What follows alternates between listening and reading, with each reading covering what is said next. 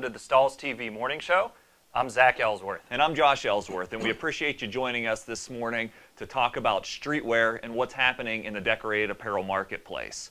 Our pilot episode happened just a couple weeks back, and we had a great turnout. We did. And now we're excited to announce we'll be doing the Stahls TV Morning Show every week, Mondays at 11 a.m. Eastern Time. So we'd encourage you to sign up and attend those with us. Okay, Josh mentioned that we're going to talk about streetwear today, so we have to ask ourselves the question, what is streetwear? So streetwear is a design or a lifestyle that basically appeals to 18 to 35-year-old males. That's the target demographic of the company specifically that we're going to look at today. That company is called Karmaloop.com. They've been one of the most successful online-based streetwear companies over the past 10 years, so we want to spend a little bit of time talking about them. You want to join me at the table and we'll get started? Yeah, and the whole goal with going over companies like this, in our pilot episode we did Teespring, we'll do Karmaloop.com today. The whole idea between going through these company profiles is so we can look at what they're doing well and perhaps some of the shortcomings and share those with you as an aspiring t-shirt brand or apparel decorator in general, so you can apply some of these concepts to your business. Yeah, absolutely. So not everything that we talk about today is going to apply, but we'll try and make some applications for you just with their business model, where they've come from, where they're going, what they've struggled with, their challenges. So do you want to show us the website first? Yeah, let's dive in. Over here at Karmaloop.com. We're on the home page, and the first thing you notice is that they're primarily appealing to menswear, as we talked about in the streetwear market. So if we drop down the men's category, you'll see they sell a variety of brands, types of clothing, footwear, etc. Yes, they do offer women's apparel, but the primary sales that are happening on this site are men's, and then there are some women's. They pay a special focus on what's trending because it's very important to their customer and understanding their customers, showcasing what's hot and what's trending. Now, if you look at the site, there's a couple different avenues here. So there's Karmaloop.com, and then there's a site called Plunder, which is sort of an exclusive site where you have to be a membership only. And then one of my favorite parts is this CAD-CUT part of the site. And this is where independent brands can basically sell their line to the Karmaloop marketplace.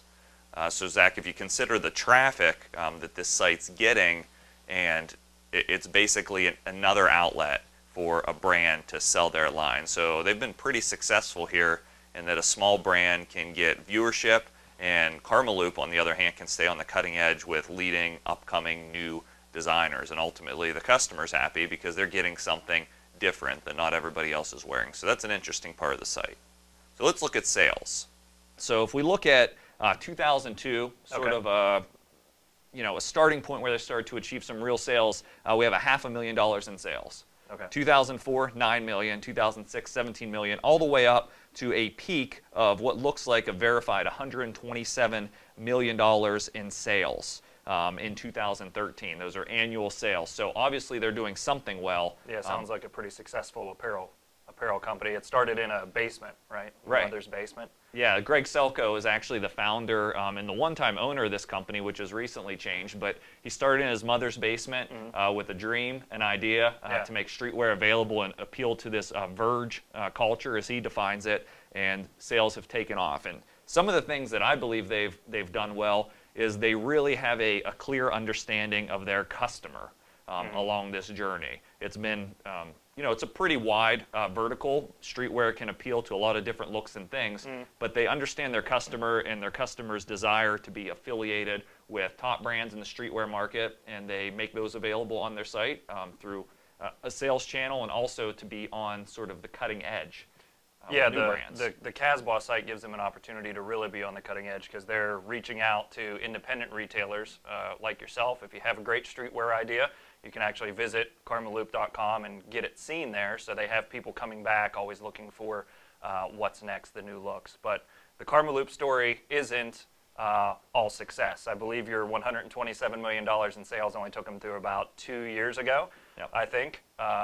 And the news on Karmaloop, which is actually, if you Google it, it's been coming out over the past couple months, is that they recently sold their company for $13 million.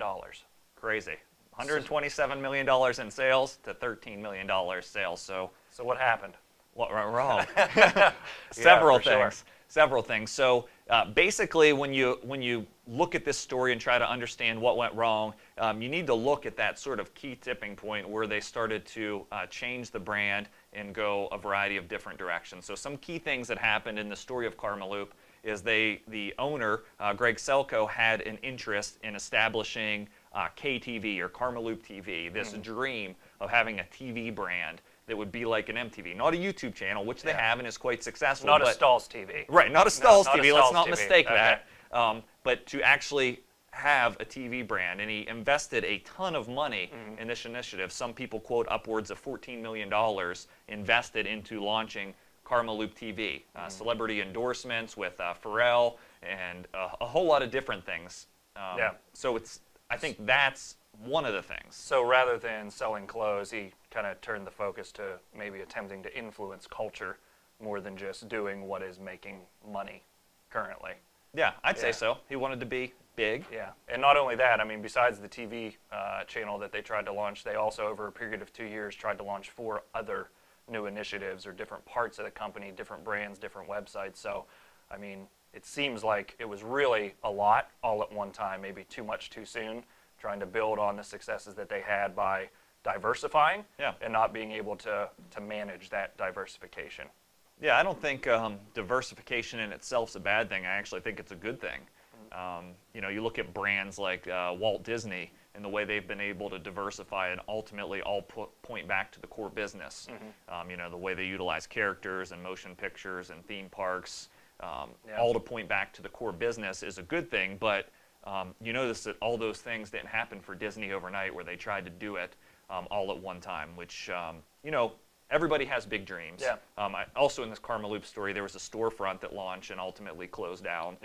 Everybody has that image that they want to achieve and the way they want to influence, but I think the key thing is to set out a roadmap for that and not try to shove it all through the funnel at once. Yeah, so now on the flip side of this sale, which just happened actually a few months ago, $13 million, there's all of the customers who contributed to that $127 million in sales. Not all of them are there. The ones that are still left have had bad experiences. So how do you suggest the buying group that has them kind of deal with that? Because the reports are, you know, with social media, everybody's saying they're missing shipments.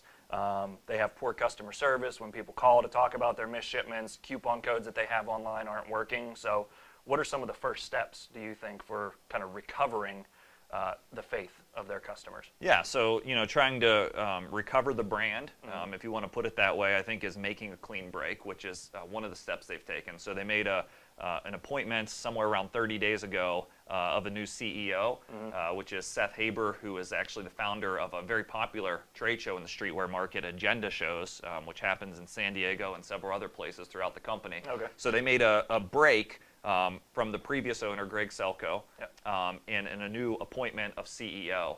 And I think, you know, along with that, it's about focus. It's about returning back to the core of the business, where it is their sweet spot, where they know is profitable, and they've seen years of growth. There's, you know, as you start to minimize and shrink the size of a company, or even if you're just starting out and you're rather small, I think it's all about focus, staying lean, focusing on the core competency, doing one thing and doing it extremely well. Okay. What do you think? Do you have any other?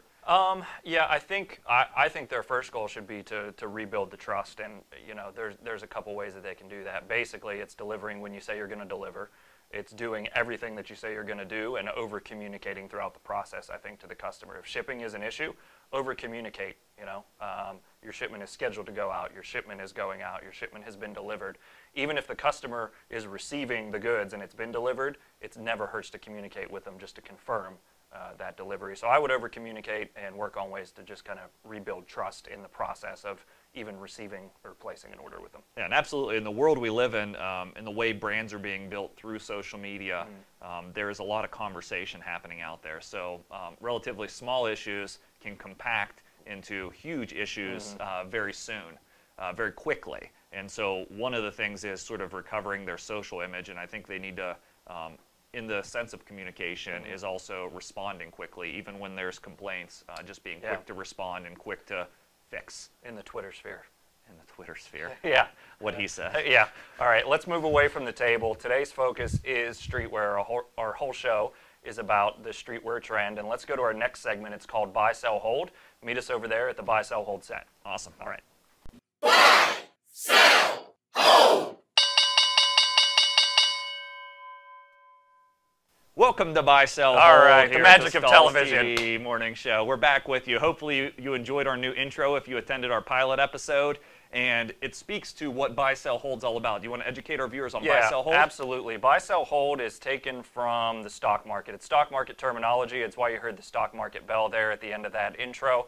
Buy means this is a trend, or we're reviewing a trend or a garment or a design style that you want to buy, that you want to get in on because people are making money with that particular trend. Sell means you want to get out. Absolutely. This is something that you see that's going off of the cliff or on its downward swing, and it's not something you want to put a whole lot of attention to in your business with promoting this design style, this garment, whatever it might be. This is ending the trend, and it's time to sell and move on to the next big thing. And hold basically means probably what you think. You're not buying, you're not selling, you're holding tight, you're waiting to see which way the trend is going, whether it's going up, whether it's going down, whether it's plateauing, and if it's something that you can make money from. So that's kind of where it comes from, buy, sell, hold. Our first buy, sell, hold topic today is fully sublimated shirts. And what we're going to do is we're going to debate each one of these topics and give you an opportunity to rate it with a poll to see if we're correct or basically what you think you should do with that trend. So fully sublimated shirts is our first one. You want to explain kind of where we're going? Yeah, it's taking a look on the screen at a fully sublimated shirt. This can be an all-over print on a shirt. It's something that's been trending in popularity for some time, and you can incorporate patterns, photo quality, imagery, abstract designs, whatever you want, but the concept here is whether or not we should buy, sell, or hold on these all-over fully sublimated shirts. What do you think, Zach? Okay. I'll tell you where I've been. I've been holding for the past 2 or 3 years, I think, at this point. You keep seeing this trend emerge in the retail space. You're actually seeing a lot of sporting goods dealers having their cut and sew work done offshore to where you get your fully sublimated garments. It's happening in soccer jerseys, football jerseys, all types of things, and I've been holding, but I think I'm ready to buy. I think I'm finally ready to buy. I'm coming to the all-over sublimation buying point. And I think it's because people keep wanting it, and the bigger, the bolder, the brighter the graphics, the more places you can put them, the more chances there are for profitability. What do you think? Fair enough point. I'm still going to hold on this one. I'm not convinced yet. I do see that the trend has translated over the last few years from sportswear to streetwear and sort of the casual apparel marketplace with blank wearables. But I'm still on the sideline on this, and let me explain to you why. I'm going to hold because I think it's tough for an apparel decorator to execute this look in their shop without a huge outlay of cash in print technology for that size of print with sublimation printers, or also for decoration. Yes, they can contract it out if they can find the right partner, but I'm going to advise apparel decorators to hold, see where this goes for perhaps another 12 months, and then make a decision. Okay, since we have a lot of apparel decorators watching today, what do you guys think? Would you buy, sell, or hold? So we'll launch this poll question. If you've never done this before, all you need to do is click on your selection and to rate whether you would buy, sell, or hold. And just to review, buy means that they're jumping in on this. Yep. Sell means it's going away, they're getting out. And hold means you're staying put, watching from the sidelines, not going anywhere. Right. And let's take a look at our result from the decorators on today. Buy. Buy. All right. Excellent. I won the first one. You won the first one, so that's excellent. So you guys are jumping in on this one, which is great. Yeah. But now let's take the next sort of progression of these all-over sublimated designs. And we're going to bring up another image for you, which is going to show basically fading as a design element. Now this can be a fade as it relates to a fully sublimated garment, or a fade in general as it relates to with a particular design decoration, a fade within a decoration. Okay. Are you buying, selling, or holding on fades? I am actually going to be in the hold position. And it's actually for the same reasoning that you gave to us for the last one. I think that fading is kind of limited in the decorating technologies that you can use. So if you're in a vector-based decorating technology, whether that's vinyl cutting or screen printed transfers or whatever that vector-based technology is, it's kind of difficult to pull off that fade look, even though customers want it, without some more outlay in cash or finding the right contractor to partner with. So I'm still in a hold pattern on the fade look. All right, you're so indecisive. I'm going to sell on this one. And the reason why, I think it's not really whether or not you can execute it or not for me. It's that I think this is plateauing. I think we've seen these faded designs on shirts and on graphics start to go up in popularity. And I believe we're going to start to see the downward trend. It's time to move on to other things within these design elements like color blocking in different ways instead of a traditional light to dark fade across designs. Let's see what decorators think. Yeah, what do decorators think? Buy, sell, or hold. Now, I will say, to this point, we both haven't been wrong about one. I feel like this could potentially be the one where everybody says buy and we said sell and hold. But let's find out. Let us know what you think. All right, a couple more seconds, and we are going to sell. Okay, congratulations. Right. Congratulations. Good. So we're going to move away from the fade. All right. So let's move on to our last topic, which we actually have some samples here today of, and this one's a really interesting one to discuss. Do you want to kind of lead into this one? Yeah, I'm excited about this one, and the reason being I am to the point in my life where I am old enough to see trends come and go and come again. So this one is the starter jacket. I had one of these probably it was the 1980s when the starter jacket was super popular. Starter, much like the other streetwear brands that we were talking about today, is built to appeal to that 15 to 35-year-old male, and the starter jacket is making a comeback. We're seeing it on celebrities, we're seeing it on sports players, and Starter is doing a huge kickoff campaign to kind of relaunch this look. So what do you think? Starter jacket, buy, sell, or hold? I can still remember my Boston Celtics starter jacket from when I was just a kid, yeah. And I'm all over this one as a buy. I guess I fit the demographic as far as the age grouping. I'm sort of on the fringe of the top side, but I'm all over this one and buying. And I'm not only buying because I like it, but I'm buying because I think that this is something that you can easily translate to your market and sort of differentiate and be on the leading edge with. So I'm going to say buy. What are you saying? I would love to be the devil's advocate and say sell or hold on this one, but I have to buy. I love the jacket too much. You wore the Celtics. I used to wear the Chicago White Sox. I had the Chicago Bulls emblazoned in the back of my head and painted red.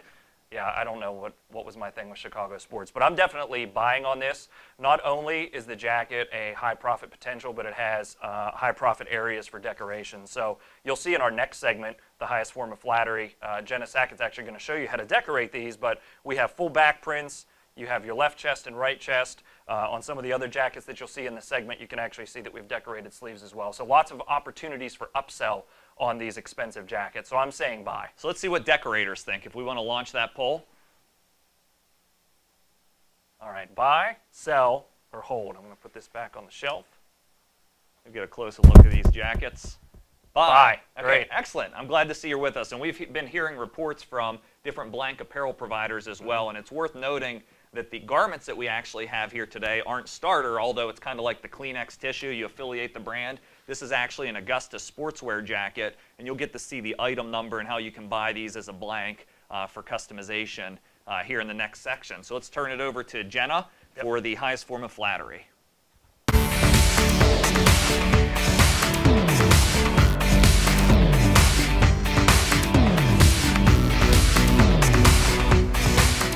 I'm Jenna Sackett. It's been said that imitation is the highest form of flattery and one of the best ways to take a popular trend and make it accessible to your customers. This week we're going to talk about the starter jacket. These jackets are traditionally made from a polysatin-based material, and they're known for being personalized for sports teams and streetwear with big, bold prints. This trendy look is growing in popularity and has a very high profit potential. The jackets that I created are a nylon-based material, so whenever I heat applied them, it had to be a nylon-compatible material. You can also use other technologies such as applique or embroidery. As long as it's nylon-compatible, it's a go.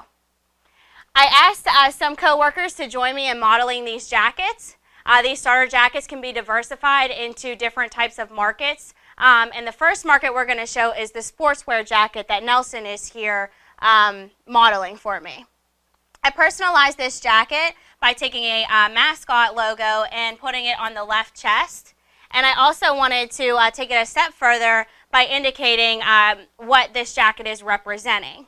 Students that are involved in any type of school activity will be wearing these jackets So I wanted to indicate that maybe a captain or any type of football player or baseball player would be wearing this jacket. So if you don't want to put a C, you can also mix it up by putting a number on there as well, just to take advantage of any extra printable areas of that jacket. On the back of the jacket, I also put a mascot name on there to customize it a little bit more. It's a very big, bold print on there, as you can see, and it makes it that much more profitable. Thank you, Nelson. So we have Courtney here.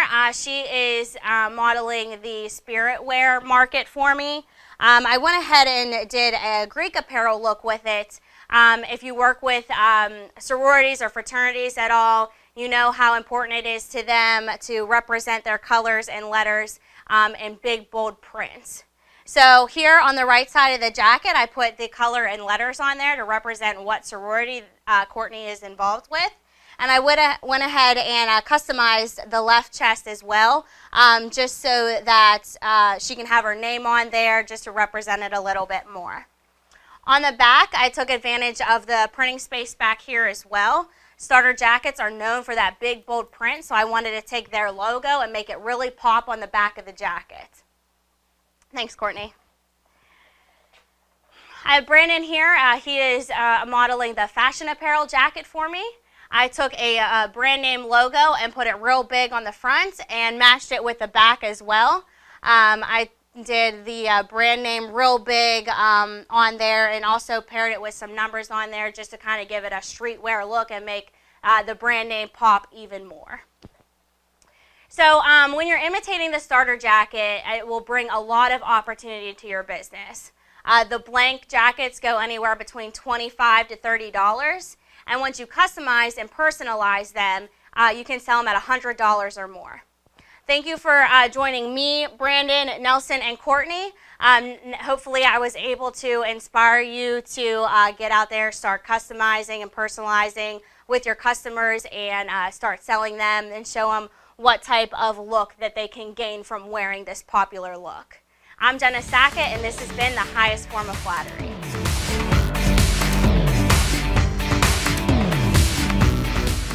So hopefully you're in agreement that these are not only a good item that you want to offer as referenced by you buying it, but there's something that's easy to decorate. Now, something I'd like to do is jump back to when those jackets were created and sort of walk you through exactly how to decorate these jackets, because they are a nylon base, so there's some special considerations when we're walking through heat transfer. So let's turn back the clock. One of the first things to understand here is this is a nylon-based fabric typically. So you want to have special consideration when you're picking a heat transfer product, but rest assured we've used a heat transfer film with a nylon base adhesive in this case.